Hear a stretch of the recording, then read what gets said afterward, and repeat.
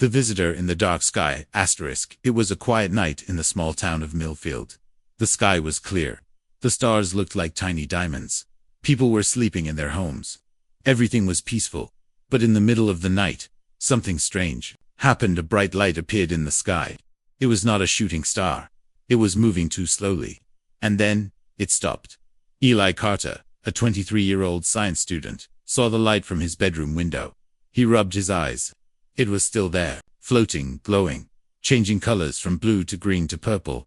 Eli quickly grabbed his camera and phone. He had always believed in life beyond Earth. Tonight, something was happening.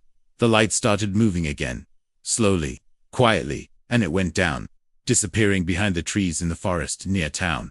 Eli's heart raced. Without thinking much, he grabbed his jacket and ran out of the house. In the forest was dark and cold. The only sound was the wind moving through the trees. Eli used the flashlight on his phone. His feet crushed dry leaves as he moved deeper into the woods. Then, silence. He stopped. Ahead of him, in the middle of a clearing, was something strange. A large silver object stood on the ground. It was smooth, round, and glowing slightly. It looked like a ship, but not like anything made on Earth. As he stepped closer, the surface of the ship opened with a soft hiss. Eli stepped back, eyes wide. From the light inside the ship, a figure slowly appeared. It was tall, elegant, and not human. She looked like a woman, but taller, with silver skin that shimmered in the moonlight. Her eyes were large and bright blue. Her long hair floated gently, as if there was no gravity around her. Eli couldn't move. His mouth was dry. He was standing face to face with something. Someone. Not from this world. The alien woman looked at him calmly. Then, she spoke. Her voice was soft, but strong. Smooth like music. Do not be afraid. I am Queen Zalara. I come in peace. Eli stared at her, shocked. She spoke perfect English. How do you know my language? He finally asked. I have been listening to your planet for many years, watching, learning. I know many of your languages, she said. Eli's hands were shaking, but he couldn't look away. Why are you here? He asked. She took a few slow steps forward. The air around her felt warmer. Her presence was calm, but powerful. She looked deep into his eyes, as if studying him. Then she said something that made Eli forget how to breathe. I wonder what it's like to mate with humans. Can you show me? Eli blinked. What? She tilted her head slightly. Her face was curious, not playful or flirty, just interested. Your species is full of emotion, desire, and passion. We do not have these things on my world. I came here to understand them. Eli stepped back, unsure if he was dreaming or in danger. Wait, you came across the stars. To mate, to learn, she said calmly. To understand. I chose you because your mind is open. Your energy is curious. Eli didn't know what to say. Before he could speak, a loud noise came from the sky. A helicopter. They both looked up. Your people have found me, Zalara said. She turned to her ship and pressed a glowing button on her wrist. A blue shield rose around the ship. They will try to take me, but I came for knowledge, not war. Eli looked at her, still confused, still amazed. What do you want from me? She stepped closer again. Her voice was gentle. Just your time, your truth, and maybe your touch. The sound of the helicopter grew louder. Lights cut through the trees. Eli knew his life had changed forever. He had seen something no one would believe. But the question in his mind was not just who she was, it was why him, and what would happen next. Asterisk. The night sky above the trees shimmered like glass as Queen Zalara walked beside Eli, with silent steps, her skin still glowing gently in the dark, while the noise of the distant helicopter faded behind them slowly. The forest swallowing its sound like a secret. Eli kept looking at her, unsure if he was awake or dreaming, his thoughts spinning fast.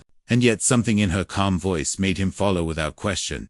As if drawn by invisible gravity, she moved like she was floating, her long silver robe catching light from her own skin, her hands folded in front of her, as if she were royalty, walking through a temple, not an alien hiding on Earth. They came to a small clearing where the trees bent outward, like they were afraid to touch her energy, and there she stopped, her eyes lifting toward the stars. Your world is louder than I imagined, she said softly. Your machines scream, your skies never sleep, yet your minds are full of color, and your heart's full of fire. Eli tried to speak, but the words struggled to find their shape. So he said the only thing his mind could form. Why? Mexalara turned her eyes to him slowly, as if seeing deeper than skin, and said, because curiosity calls to curiosity. Because you carry wonder in your eyes. And I came to learn what wonder feels like, when it becomes something more. She raised her hand toward him, not to touch, but to share, and a small circle of light appeared between her palm and his chest, floating like mist, glowing like memory. And suddenly, Eli felt warmth spreading through his mind. Images flashed behind his eyes. Alien cities shaped like stars, oceans with no waves, skies with 3 suns, and beings like Zalara, moving in silence through golden halls. Their faces calm, their voices in his head. He saw her world through her thoughts, and it felt empty, not cold, not cruel, but quiet, like a room with no music, a planet where feelings were controlled, measured, trained, and mating was chosen by logic. Not longing then, she spoke again, her voice inside his head, and not just in the air. We study touch, but we do not feel it. We reproduce, but we do not desire. I am queen of a billion minds. Yet I have never tasted one true emotion.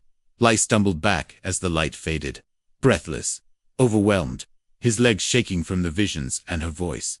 And he asked, why me? Why Earth?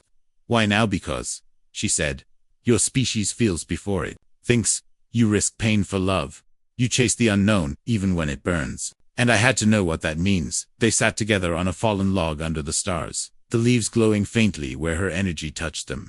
And for a moment, the forest felt outside of time. She asked him questions that no one had ever asked. What does your chest feel like when you miss someone? What happens in your body when someone touches your hand for the first time? Why do humans cry when they feel too much?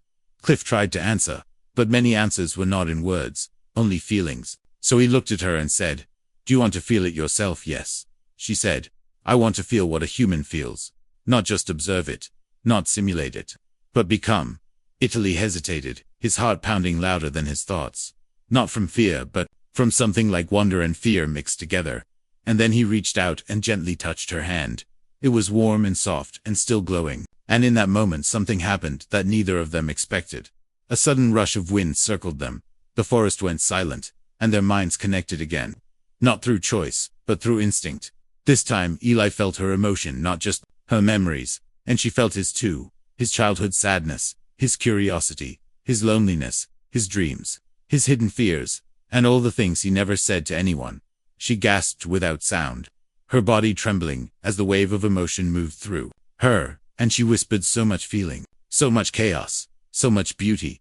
How do you survive this? Lee smiled, his hand still in hers, and said, sometimes we don't, but we keep trying. They sat in silence, linked not by language but by something new, something raw and real, and the stars above them blinked, like they were watching but far away, unseen by either of them. In a black van hidden at the edge of the forest, a man in a suit spoke into a radio. Target has made contact. Repeat, the subject has made first human contact. Prepare for extraction. And miles above the earth, hidden among clouds, a silent satellite turned its lens toward the forest, recording everything, waiting for orders back in the clearing. Queen Zalara finally looked at Eli again and said, I did not come to harm. I came to understand, but your world may not welcome me. Then I'll help you hide, Eli said. Even if no one believes. Mesh nodded once, and in her eyes was something new, not logic, not command, but something close to human curiosity, or maybe even the beginning of human emotion. The sky above the forest slowly turned pale as morning approached, and the stars began to fade into soft light, while the world below remained unaware of the quiet meeting between two beings from different planets, sitting close beside each other, as if fate had tied them in a knot that could not be undone. Eli sat beside Queen Zalara with his hands resting on his knees, and his eyes locked on the ship behind her, that pulsed faintly like it was breathing, and yet his mind was not thinking of ships or science or aliens, but of the strange and beautiful connection he felt moments ago when her hand touched his. And her thoughts spilled into his own like a wave of stardust, washing over him. She stood slowly, and her silver robe moved like flowing water while her eyes stared into his, with a calm that felt both ancient and newborn. And she said softly, yet with clear strength in her voice, I want to begin the test. Now Eli stood up too, and asked what test she meant, and she tilted her head as if surprised he didn't already know, and then she raised her hand again, and from the air between them appeared a small sphere of blue light spinning in place, like a tiny moon. This is a bridge, she said, not between worlds, but between minds, and it will allow me to go deeper into your feelings and memories, and I will let you see mine as well, but this time there will be no control, no barrier, just truth. Ali felt his breath catch in his throat, but he nodded and said he was ready, even if he wasn't, because something inside him knew that, whatever this was, it had already begun the moment she arrived. She stepped closer, and the sphere rose higher, until it touched both their foreheads, and for a moment, nothing happened. And the forest remained still. Then the world shifted. Lai was no longer standing in the woods, but floating inside a memory not his own, where a young Zalara stood in a glowing chamber, surrounded by tall beings with emotionless faces and golden eyes, and one of them said, "Love is an error." Zalora did not speak in that memory, but he could feel her thoughts as if they were his own, and she was already different even then, already wondering what existed beyond rules and science and quiet perfection. Then the memory changed, and Eli was back in his own past. This time standing in his old bedroom as a child, while rain tapped against the window, and he watched it alone, hoping someone would come home, but no one ever did, and Zalara was there with him, not as a person, but as a presence, watching, feeling, absorbing the sadness he had buried years ago. More memories came faster now, his first moment of joy, when he built his first radio, the fear he felt when he lost his grandfather, the laughter he shared with his best friend under the stars, all of it flowing into her like rivers into the sea, and from her came visions of her world's cold beauty, cities carved into crystals, machines that could heal any wound, knowledge that filled the sky like clouds, but no touch, no tears, no desire, only stillness. Then something broke inside the light, and both of them fell backward onto the ground, gasping, as the connection snapped like a rope stretched too far, and Queen Zalara looked at him with wide eyes filled with something strange. "This is more than curiosity," she whispered. "This is danger." Rasali sat up, breathing hard, and asked what she saw, and she replied, "I saw your soul, and it frightened me." Before Eli could answer, a loud sound cracked through the trees like thunder, and they both turned to see a small drone flying above the forest, its red light blinking as it hovered in place, watching them. Zalara raised her hand, and the drone sparked and fell like a dead bird into the leaves, but it was already too late. Someone had seen them, and the test had ended, not with answers, but with more questions. "We must leave now," she said, but Eli shook his head and asked where to, and she looked at the sky as if expecting something to arrive soon, and said, "I have one more test to complete, and this time it is not just about feelings, it is about trust." She walked to her ship and placed her hand on its surface, and a doorway opened, showing a soft glowing corridor filled with strange colors and quiet hums. "Come with me," she said, "and I will show you what lies beyond human imagination."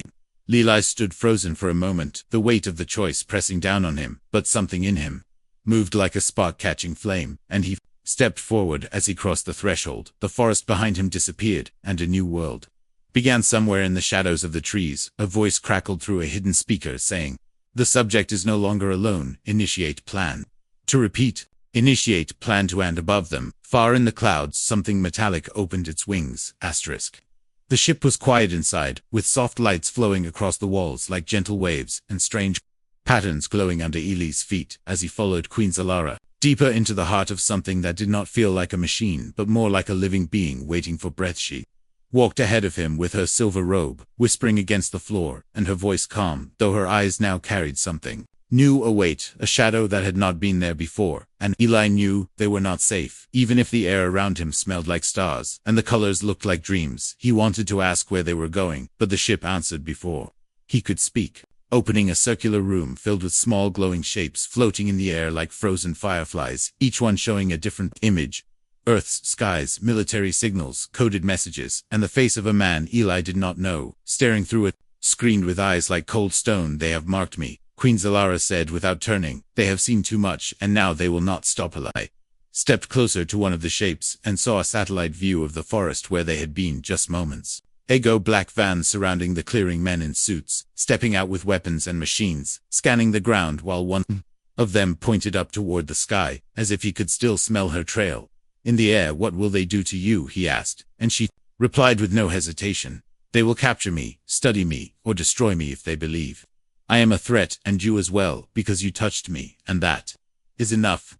He felt a chill run down his back, not from fear of her, but from the silence of her words, the simple truth that humans could become enemies, not by choice, but by reaction, and he wondered how many times the unknown had been greeted with fire, instead of wonder. Queen Zalara raised her hand, and the floating images vanished. Then she touched the wall, and a soft table grew from it, like a blooming flower, and she said, "Sit here, I must protect your mind before they reach huge Did it? She asked, and the moment he touched the surface, his body relaxed and his thoughts slowed like falling into water, and she placed her hand above his forehead, not touching, just hovering, and from her fingers came a golden thread of light that gently entered his head, like warmth entering a cold room. This will hide your thoughts, she said. From their machines they will not see what we shared unless you let them. But before she could finish, a sound shook the ship, not loud but deep like a heart, skipping a beat, and red lights blinked along the ceiling while a strange voice spoke in her language, and she turned sharply, her face tense. They have found us, she said, and this time they are not alone. The walls opened again, revealing a screen that showed the sky, and from above came 3 aircraft, black and sharp, moving faster than sound, with symbols Eli recognized. Not government, not army. Something deeper, something secret. She touched a control, and the ship slowly began to rise, but even as it moved she looked at him and said, "If we leave now, they will follow. If we stay, they will strike. Then what do we do?" he asked, and she looked at him, not as a queen, not as a being of another world, but as someone unsure, and yet brave. "We hide," she said, and with a single motion the ship folded into itself, vanishing from sight, as if swallowed by its own skin, and reappeared underground, deep below the forest, inside a cavern that had not been there a moment before, created by her, will her power. They stepped out of the ship into the glowing rock, and silence wrapped around them, and for the first time, Eli felt like they had escaped, not won, but escaped. But Zalara's eyes stayed on the ceiling of the cave, and her voice came low and serious. "These humans will not stop because they do not understand. And what they do not understand they fear, and what they fear they try to break." Kilai walked beside her and said, "Then, let me show them." She looked at him confused, and he said, "Let me speak for you. If they see your ship, they will attack. If they see your face, they will run. But if they hear the truth, maybe they will pause you." "Would risk that for me?" she asked, and Eli nodded without thinking, because something inside him already felt the answer had been yes, since the moment she spoke her first word of "oh." Then the aircraft circled and soldiers moved through the trees with scanners and codes, while a voice from a headset whispered, "Subject is no longer in visual range, but heat signature was traced underground. Prepare to breach." And inside the cavern, Queen Zalara placed her hand on Eli's chest and said, "Then the test is no longer between you and me. The test is between your world and mine, and we will see which one learns faster." The cavern was breathing with light that pulsed through the walls like a heartbeat, echoing around them in soft waves, while Queen Zalara stood still, her hand pressed to the stone, and Eli watched her face as something behind her eyes changed, like a storm building quietly behind calm clouds. She had seen much, she had felt more than ever before, and now she stood between 2 worlds. One made of stars and silence, and the other full of chaos and emotion, and in that moment both of them waited for what would happen next. Styles stepped forward and spoke slowly, because the air felt heavier than before, and his voice carried weight, not from fear but from the truth inside.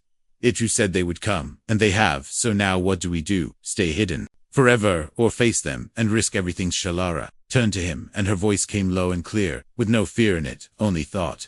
"I did not come to hide forever. I came to learn and to decide, and now the time for choosing has arrived." She walked past him toward a raised stone platform that rose from the ground like it had been waiting for her, and a circle of light formed beneath her feet, glowing with patterns that changed like language not spoken with words, but with motion and memory. "Must return soon," she said. "My ship will not stay hidden long, and when the sky calls, I must answer, but I offer you something rare and difficult to place beside me, not as a subject, not as an experiment, but as something else." Eli felt the words hit him harder than any noise outside the cave, and he looked at her not as a queen or alien, but as a being that now stood with hope in her voice, and something close to emotion in her eyes. "What do you mean?" he asked, though somewhere deep inside he already knew. "I mean, come with me," she said. "Come to the stars, see what I see, feel what I feel, and help me understand the thing I came for." "Help me complete the last question." I still carry Lai's heart, beat louder than the sounds above, and the lights from her ship pulsed softly behind them, like breath held in suspense, waiting for his answer. And he thought of his life on Earth, his small room,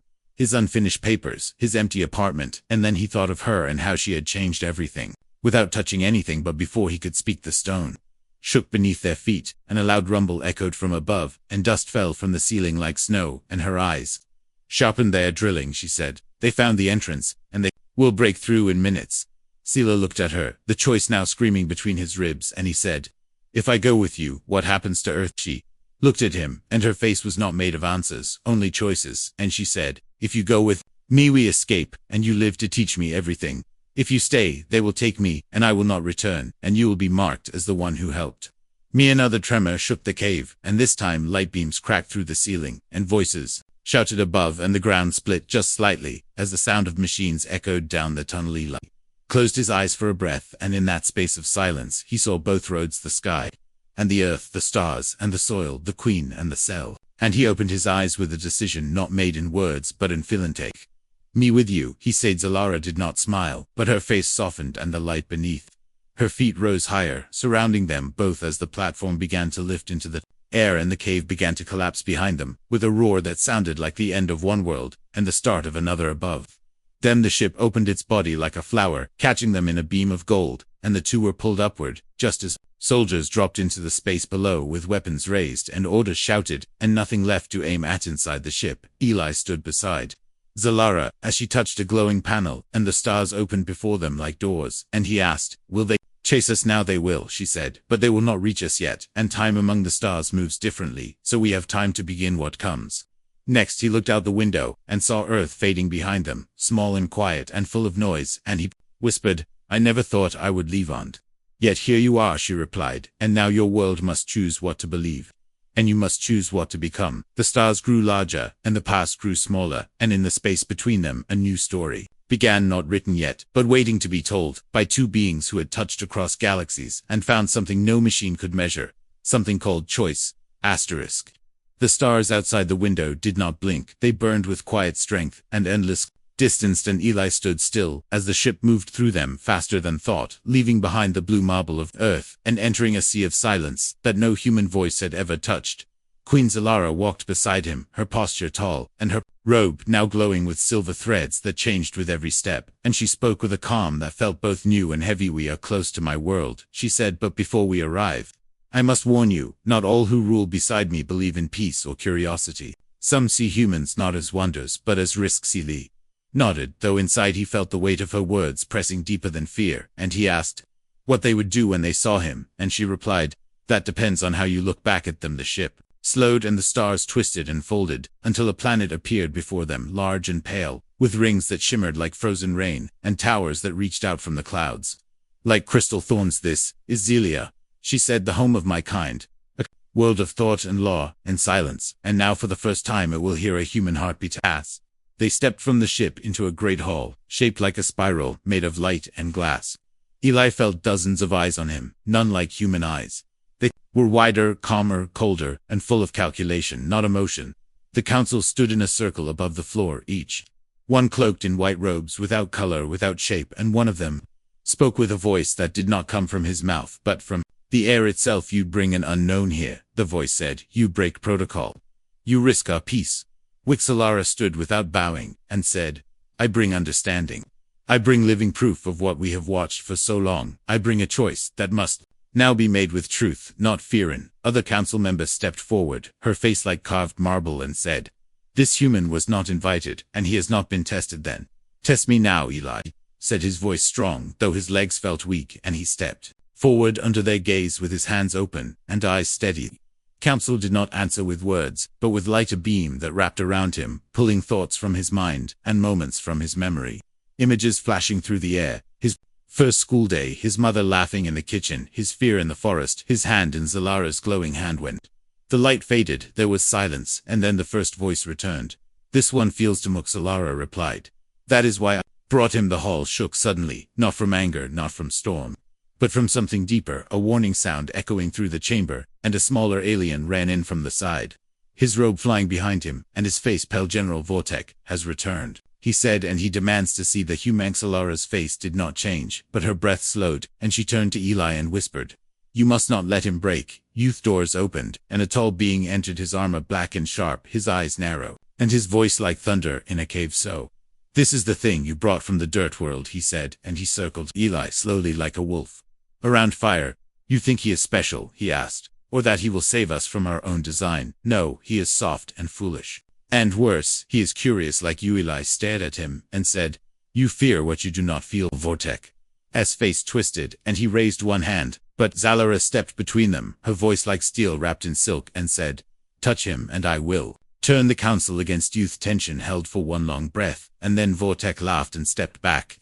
Keep your pet, he said for now, but when he breaks, do not ask us to clean the blood. He walked out, and the silence returned, but it felt different. Now, like a calm before lightning later in her private chamber, high above the city where the stars were closer and the air was quiet. Zalara stood by the window and said, "They do not trust you, and they may never trust me. Again then, let them fear me," Eli said, and she turned to face him with something behind her eyes that looked like surprise and maybe something softer. "You are not like the others," she said, and he replied, "Neither are you." Outside the window, the stars waited, and behind them, in the dark, a signal blinked once from deep space, unnoticed by all, except one machine buried beneath the surface of Earth. A message was simple and silent, but it changed everything. Subject has left orbit, target lock ready, awaiting command. The stars outside Queen Zalara's chamber seemed closer now, brighter than before, as if they had gathered to witness what was coming.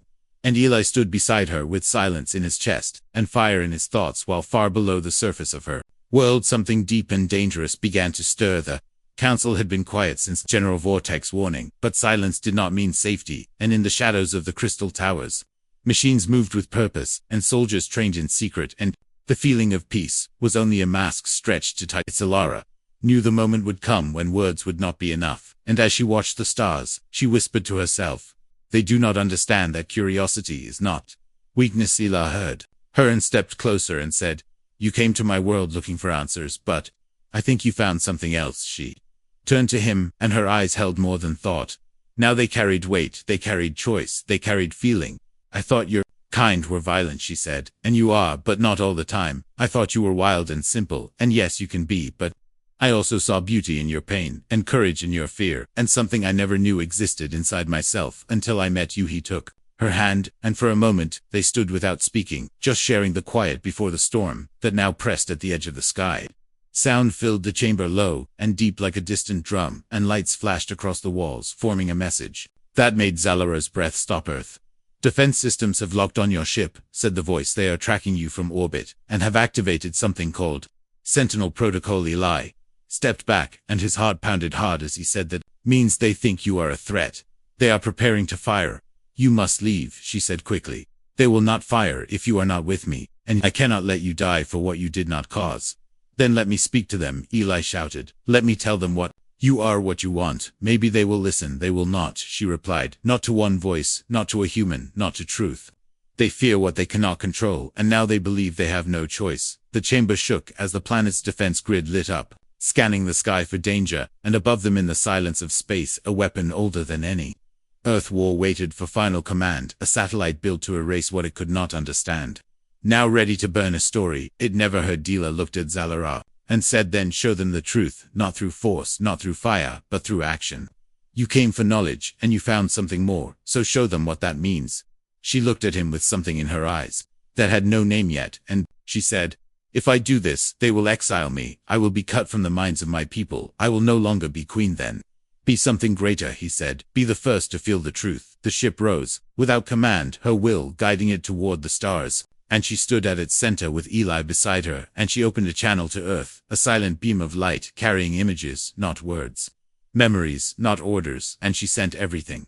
The connection, the forest, the fear, the choice, the hand held in peace. Earth did not reply, and the satellite moved into attack position, its energy growing as its sensors locked onto the ship's core, and a final countdown began from 10. Zalara turned to Eli and said, "I can shield you, but not myself. This energy will reach me before I can leave." He tried to stop her, but she touched his chest and said, "I did not come only to learn, I came to feel, and now I do, and what I feel is worth the risk." The countdown reached 3, and she pushed him into the escape pod, locking it with a code only she could break, and he screamed her name as the door closed, but she smiled with calm fire in her eyes and whispered, "Thank you for showing me what they never could." The ship rose higher, and the satellite fired a single beam of pure white light, and the stars blinked as the energy struck. Silence followed, then light, then nothing on Earth.